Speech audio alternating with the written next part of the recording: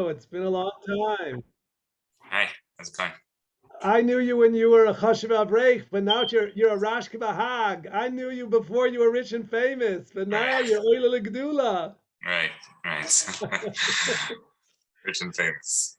It's really nice to see you, Yitzchak. I want to Yeah, introduce to everybody. Yitzchak, his mamish, he was an Avreich, a Chashiv Avreich in Beitar. He still is a Chashiv Avreich in Beitar, but his wife took our course, and he took a course, and another course, and he joined our course, and he really got into it, and he put all his brain into it. I think Ramache Barim and Shasa Gidim, and he said, "This is going to be my future." And so he became mamish a lamdin in the world of cyber. He actually taught our course for a year. He did a great job, and everybody loved it. And they really developed. He has students who are working in the field, but he decided he doesn't want to teach. He wants to be oisek more and more, learning more and mastering more, and becoming mamish a mumche gadol. And he's become a mumche gadol, Baruch Hashem. And so he moved from one company to another. He now works for a world famous company called Palo Alto Networks. We're having an event there. It got postponed till June. But Yitzchak is has a great my position. boss, What's that? with my director. My director is one of the people that'll be speaking. Great, your director will be speaking. Wonderful. So I'll let you tell the rest of your story after I gave you that Hakdam and introduction. Welcome. Good, thank you. Um, yeah, so I started getting into cybersecurity. I think it was 4 years ago altogether. I was in Kalo for 10 years, and we got to a point where we needed to start making parnasa. So something that I could use to support my family with. What my wife was making wasn't enough at the time.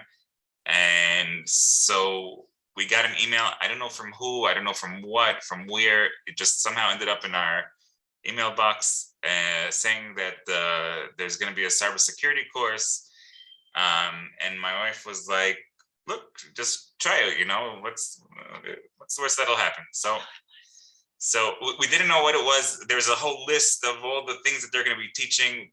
I don't know which side to hold the paper. It looked very nice. The list of things sounded very fancy, but we had no idea what it was. Um, but we gave it a shot. There was a men's and women's course. My wife took the women's course. At the time, it was split, and then I ended up, because the course that I was doing by men was going very slow. So, and I saw that my wife was getting really ahead of us.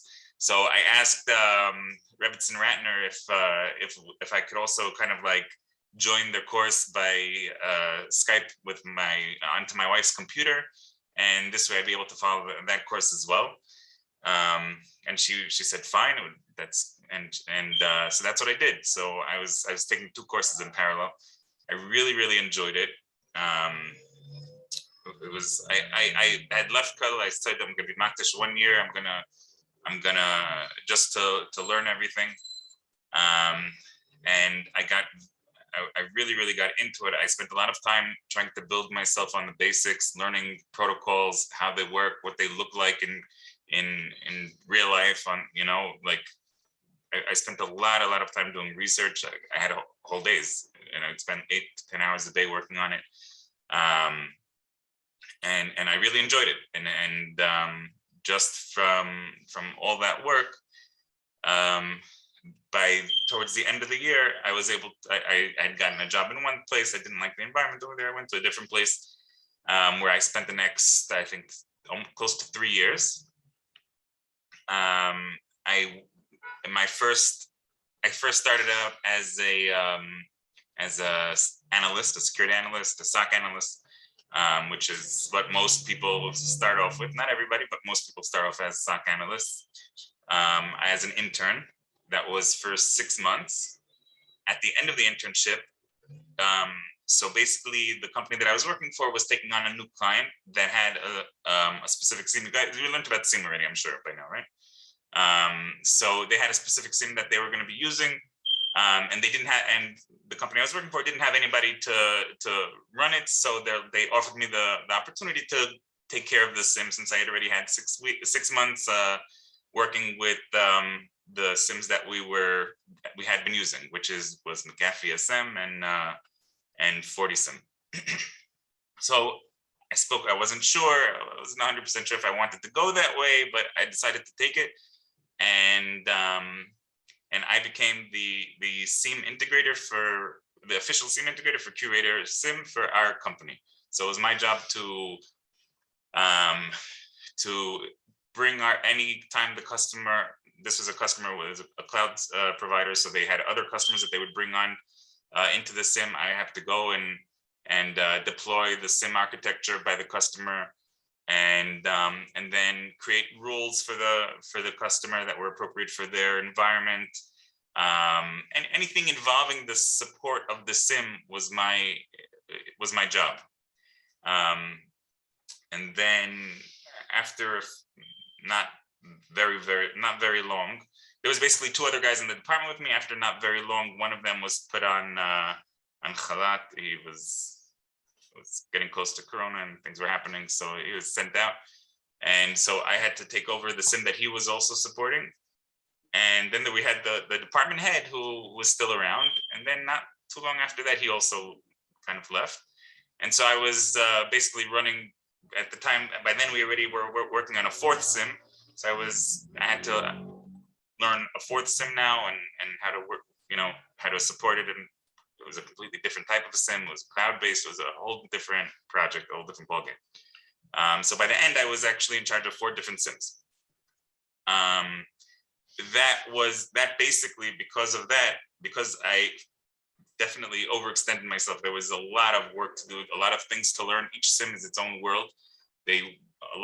Especially moving from the on-prem based to cloud-based, it was a completely different world.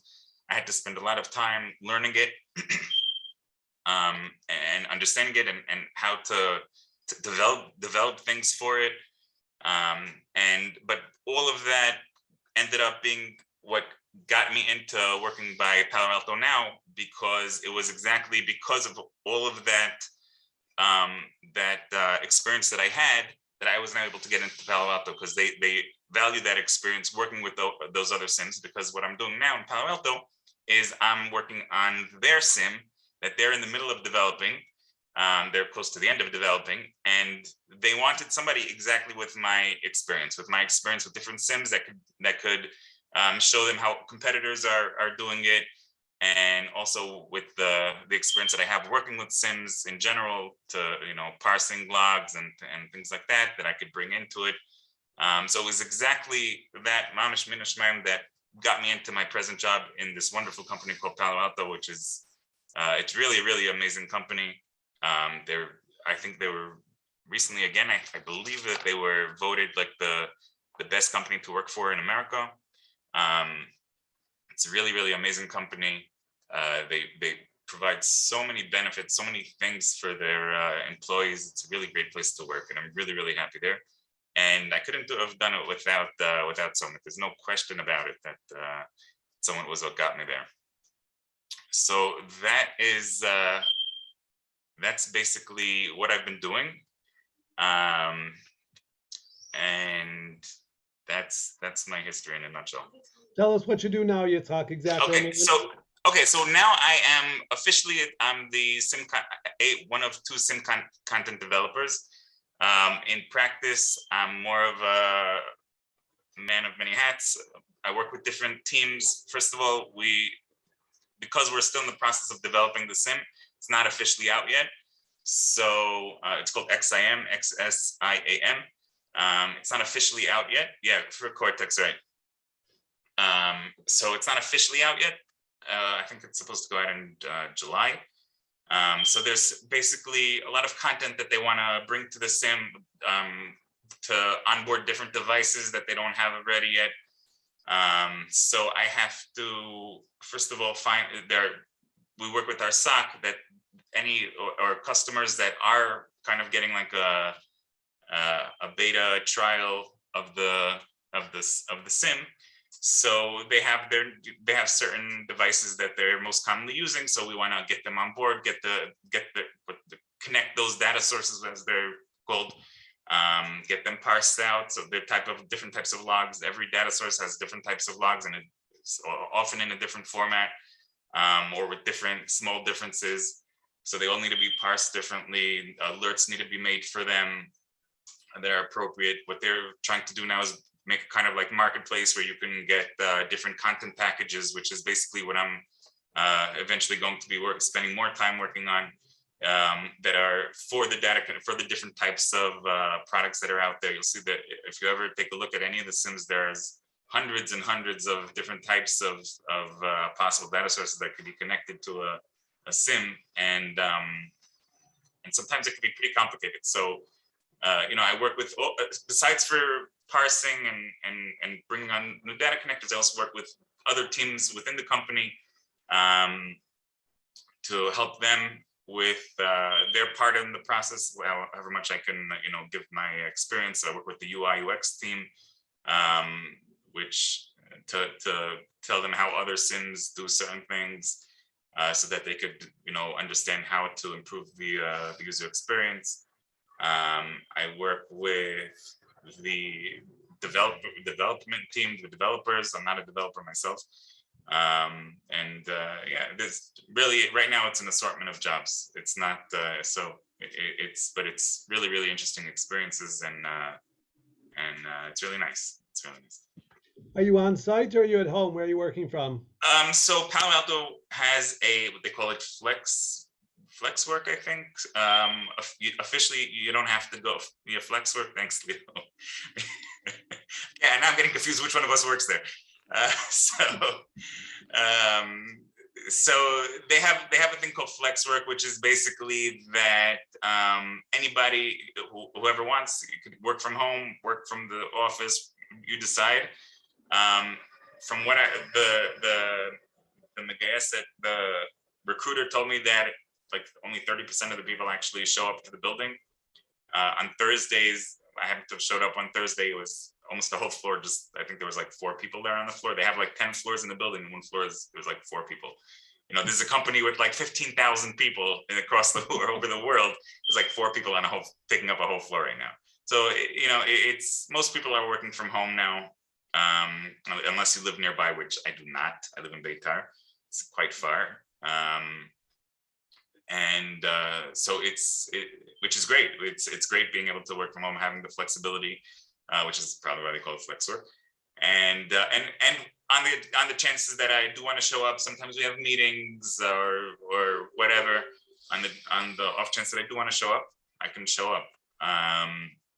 There's room for plenty of people.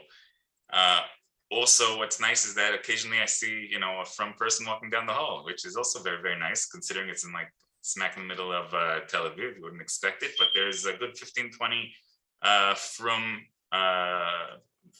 people working there in all different types of positions. There's a developer that I actually was working with today. There's technical content writer there. There are some Israelis mostly, but so there are from people getting in over there. Have you run into Javi Beanstalk? Sure. She was actually the one who helped me to get in the first place. Okay. It was very nice. I actually brought my daughters to go see what she does over there. It's very nice. She has her own. The SOC has their own room up on the 35th floor of the building. You could see all the way to the sea from their floor. Wow. It's very, very nice. And special access. My card that works on any other floor wouldn't work to get into the SOC because it's more sensitive, wow. Company data over there. It's great, yeah. I just want to tell everybody who Javi Beanstalk is because they don't know. She took her course. What's that? No, because we haven't recorded, but I need to bring her back to talk about the SOC at Palo Alto. Sure. But anyway, she took our course as an 18-year-old Beis Yaakov girl who really knew nothing about nothing. And she cried. Her father called me and he said, my daughter's crying. She doesn't know what the course is about. And I said, hang in there and stick with it and it'll be okay. And she had a lot of guts and she worked really hard and she spent a lot of hours at the computer. And she got one job as a SOC analyst, and then she got, this job in Palo Alto, which is, she's, I think, a tier 3, whatever, SOC analyst, and she earns nicely, and she's married now. So in Mamish, she really did great, and we're really, really proud of her. She's she's I don't know if I could trust you, Leo. Maybe you've been working there this whole time with how much you know. Yeah, Javi is incredible. She went through the course with my wife. She was in the same class as my wife. She had the time to invest. She's very young. She had plenty of time to invest in studying. While we actually worked in the previous company also together. She was always, pushing further. She took certs. She got the CISA Plus. Now she just passed a SANS course and for a test in some I forgot what already. But also a very, very difficult course. Which SANS, as you know, is very expensive and on company's bill. It was forensics. Okay. Oh, so you're. What do you not know, Leo? That's what I want to know. What do you not know? How does Leo know that? I don't know. I don't know. Yeah, so it's a very difficult course, but she got 100, I think, on the course, so she did very well. And yeah, she pushes herself to learn more all the time. She's doing amazing things. She's the youngest in her group, in her department. She's the youngest person in the group with the least experience, and they took her because they saw that she had what tremendous potential she had. Everybody else has been in the field for like 6 years, but they saw that she's somebody who pushes herself and can do well, and they took her, and it was a good bet. It sounds like that thirst for learning and Yeah. the dedication of the ongoing. I always want to learn new skills and learn more. It seems like that trumps everything else. That's right. It's just the dedication to further yourself, to learn what you can, to move forward. That's all it takes. That's really the main thing that it takes in this field, because there's always more to learn. And as long as you can show that you're always learning more, that's all that anybody wants to see. That's all that everybody wants to see. I want to say even more, Yitzchak. I don't know Javi that well personally. I mean, I met her a couple of times. I watched the class a little bit, but our good friends are her neighbors, and so she actually sat on their computer to do the course. And I think they have a daughter her age, and so this is not lashon hara. I'm saying it's this Lito Ellis that my friend said about her. She's not a genius, but she really works hard and is really thirsty and ambitious and hardworking. So my point is, it's not, the gifts that you got. Everybody got different gifts, but not necessarily intellectual horsepower. That's always nice to have, and it's a great thing. But if you have just the dedication and the drive to get there, you can get there and really do well. Because that's right. She actually at one point we were doing a course together, a separate course from. Sea Security does these small courses on particular subjects, and she was taking the course with me. She didn't have a computer that was able to run virtual machines, so she asked me if she can use one of my laptops to do it. So she would connect to my laptop just to be for the course, for the purpose of the course, and I could tell that the laptop was running all the time. Like she was really. She put her effort into it. She really, really put her effort into it, and that's what all it takes. And my wife can definitely vouch that I've worked till, studying or working till 10 o'clock at night. Of course, that doesn't go on forever and ever. But when it's time to do that push to the next level, that's it. You dedicate yourself, and you'll get there. And that's all it is. Does anybody have questions from the group for Yitzchak? Yitzchak. Ruven, Mr. Gluck, that is a good question. I definitely felt that way in the beginning, because there is a lot to learn, but there's always a lot to learn. So it's not about how much you can swallow in 1 year or in 1 month even. It's just about continuing to learn. It's not, you're not, there's no goal, there's no end goal. It's a journey really. It's just keep learning more and keep learning more and keep learning more and keep learning more. It's not I have to finish all of this within 6 months. Don't look at it that way, because it's not even true. In 6 months from, even if you learned all of that, you're still going to have more to learn for another 6 months, and you're going to have another more to learn after that, and after it's never going to. You can't look at it like that, because it's defeating, it's self-defeating, and it's not really true, because there's just, you could never master all the fields.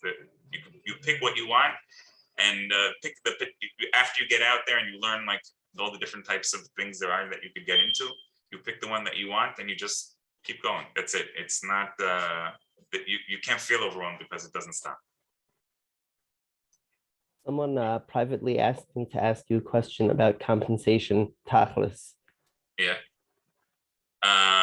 So the first couple of years is usually, depending where, I know actually somebody who started out actually at a pretty high salary, relatively high salary. But usually they say within 3 years, you generally start to double your salary. So it just keeps going up from there. Again, it depends on how much you invest yourself, how much you push yourself. If you're just willing, you did the course, I'm done, and now I'm just that's it.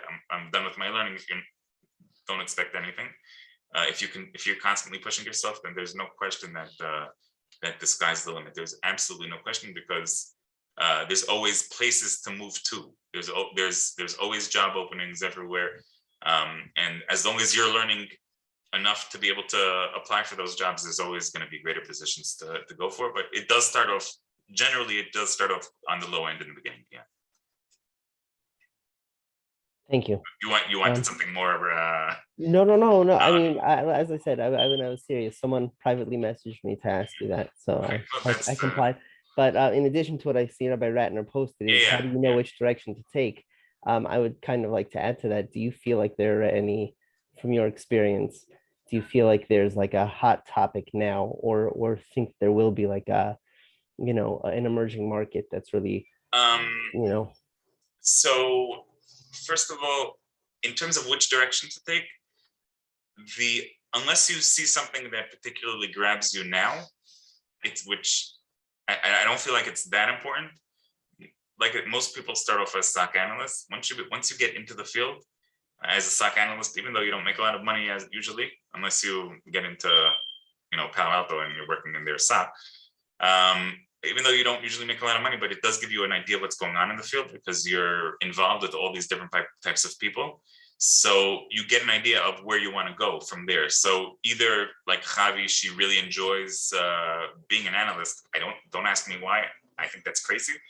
She actually she loves being an analyst. So she's taking that forward, and she's taking it as far as she can go.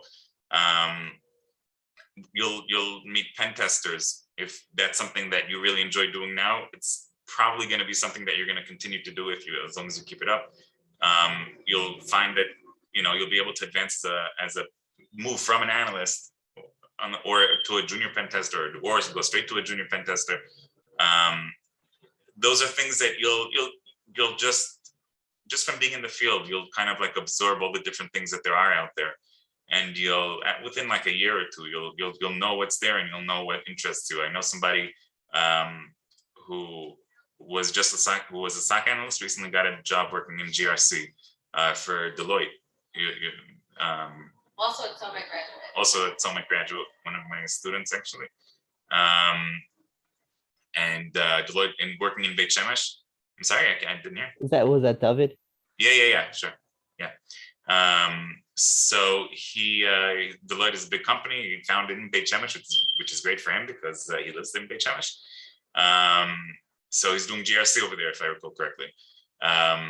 So again, how does he know GRC at all? He wasn't involved in GRC, but working as an analyst, you get to it's kind of like you get to know about all the different things that are out there, and you kind of like you move towards either in the direction that you enjoy and you kind of push yourself in that direction, or you kind of go there. Like by me, I didn't intentionally become a SIEM integrator, but that was where the flow took me, and at the time that was what I needed to do. And